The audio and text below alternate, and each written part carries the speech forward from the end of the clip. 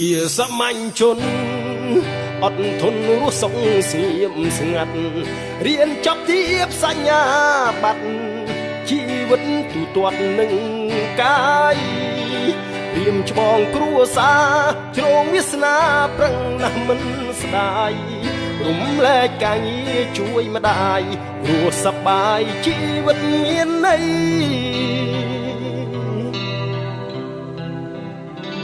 អារម្មណ៍ព្រួលប្រែ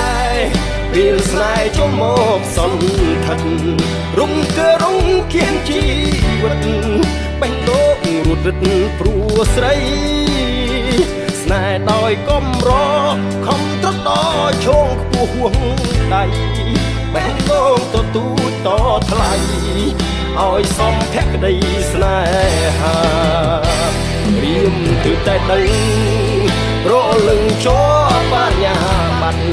បងមានបរិញ្ញាជីវិតជាទន្ចងចិត្តជីវាស្នេហ៍ប្រែស្រទុំ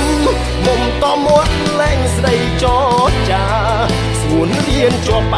រិញ្ញាជាសញ្ញាស្នេហ៍ត្រូវទីរុនមានចិត្តបេះដូងស្មោះត្រង់ឲ្យអូនអាណិតជាប់ត្រឹមបរិញ្ញាជីវិតតស៊ូជាសាមញ្ញជនរឹកពីស្រីផ្លែកពីងចម្លែកធ្ងន់ខុសពីមុនបាត់ស្នាមញញឹមទន់ភ្លុងចិត្តតូចតន់គ្មានបងទៀតឡើយ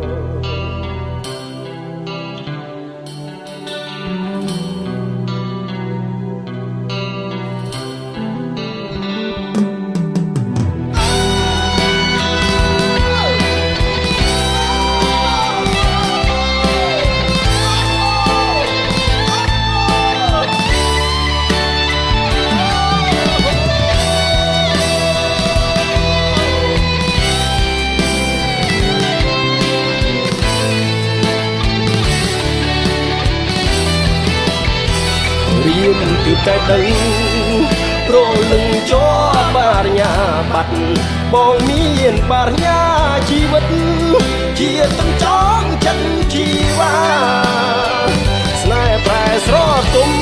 មុំតមាត់លែងស្ដីចរចាស្ងួនរៀនជាប់បរិញ្ញាជាសញ្ញាស្នេហ៍ត្រូវទីរុនមានចិត្តបេះដូងស្មោះត្រង់ឲ្យអូនអាណិតជាប់ត្រឹមបរិញ្ញាជីវិតតស៊ូជាសាមញ្ញជនរឹកពីស្រីផ្លែកពីងចម្លែកធ្ងន់ខុសពីមុនបាត់ស្នាមញញឹមទន់ភ្លុងចិត្តតូចតន់គ្មានបងទៀតឡើយ